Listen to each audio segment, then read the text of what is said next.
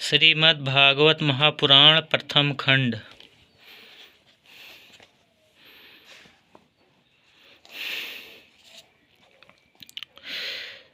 श्रद्धालु मुनिजन भागवत श्रवण से प्राप्त ज्ञान वैराग्य युक्त भक्ति से अपने हृदय में उस परम तत्व रूप परमात्मा का अनुभव करते हैं। शौनक आदि ऋषियों, यही कारण है कि अपने अपने वर्ण तथा आश्रम के अनुसार मनुष्य जो धर्म का अनुष्ठान करते हैं उसकी पूर्ण सिद्धि इसी में है कि भगवान प्रसन्न हो। इसलिए एकाग्र मन से भक्त वत्सल भगवान का ही नित्य निरंतर श्रवण कीर्तन ध्यान और आराधन करना चाहिए। कर्मों की गांठ बड़ी कड़ी है। विचारवान पुरुष भगवान के चिंतन की तलवार से उस गांठ को काट डालते हैं।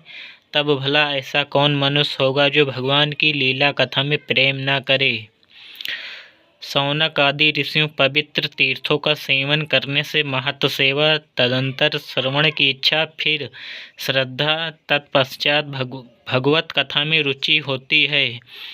भगवान श्री कृष्ण के यश का वर्णन और कीर्तन दोनों पवित्र करने वाले हैं। वे अपनी कथा सुनने वालों के हृदय में आकर स्थित हो जाते हैं और उनकी अशुभ वासनाओं को नष्ट कर देते हैं, क्योंकि वे संतों के नित्य सुहृद हैं। जब श्रीमद् भागवत अथवा भक्तों के निरंतर सेवन से अशुभ वासनाएं नष्ट हो जाती हैं, तब पवित्र कीर्ति भगवान श्री कृष्ण के प्रति अस्थायी प्रेम की प्राप्ति होती है। तब रजोगुण और तमोगुण के भाव, काम और लोभ आदि शांत हो जाते हैं और चित्त इनसे रहित होकर सत्गुण में स्थित एवं निर्मल हो जाता है।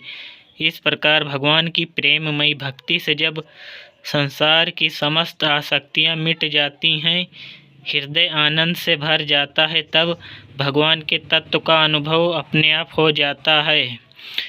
हृदय में आत्मस्वरूप भगवान का साक्षात्कार होते ही हृदय की ग्रंथि टूट जाती है, सारे संदेह मिट जाते हैं और कर्म बंधन क्षीण हो जाता है। इसी से बुद्धिमान लोग नित्य निरंतर बड़े आनंद से भगवान श्री कृष्ण के प्रति प्रेम भक्ति करते हैं, जिससे आत्म प्रसाद की प्राप्ति होती है।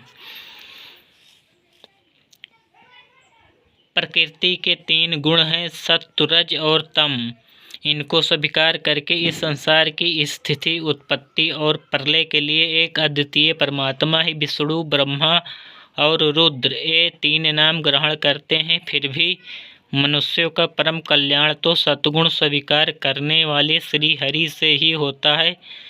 जैसे पृथ्वी के विकार लकड़ी की अपेक्षा धुआं श्रेष्ठ है और उससे भी श्रेष्ठ है अग्नि, क्योंकि वेदोक्त यज्ञ यागादि के द्वारा अग्नि सद्गति देने वाला है। वैसे ही तमोगुण से रजोगुण श्रेष्ठ है और रजोगुण से भी सत्गुण श्रेष्ठ है, क्योंकि वह भगवान का दर्शन कराने वाला है। प्राचीन युग में महात्मा लोग अपने कल्याण के लिए विशुद्ध सत्वमय भगवान विष्णु की ही आराधना किया करते थे।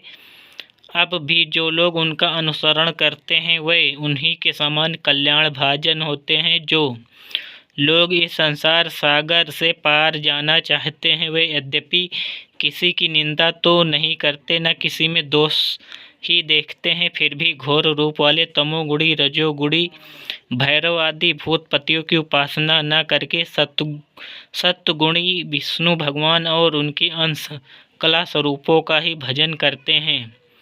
परंतु जिसका स्वभाव रजोगुणी अथवा तमोगुणी है, वह धन, ऐश्वर्य और संतान की कामना से भूत, पितर और प्रजापतियों की उपासना करते हैं, क्योंकि इन लोगों का स्वभाव उन भूत आदि से मिलता जुलता है। वेदों का तात्पर्य श्री कृष्ण में ही है। यज्ञों के उद्देश्य श्री कृष्ण ही हैं, क्यों श्री कृष्ण ही हैं। योग श्री कृष्ण के लिए ही किए जाते हैं और समस्त कर्मों की परिसमाप्ति भी श्री कृष्ण में ही है। ज्ञान से ब्रह्मस्वरूप श्री कृष्ण की ही प्राप्ति होती है। तपस्या श्री कृष्ण की प्रसन्नता के लिए ही की जाती है। श्री कृष्ण के लिए ही धर्मों का अनुष्ठान होता है और सब गतियाँ श्री कृष्ण में ही समा जाती हैं। यद्यपि भगवान श्री कृष्ण प्रकृति और उसके गुणों से अतीत हैं, फिर भी अपनी गुणमयी माया से जो प्रपंच की दृष्टि से है और तत्व की दृष्टि से नहीं है, उन्होंने ही स्वर्ग के आदि में इस संसार की रचना की थी।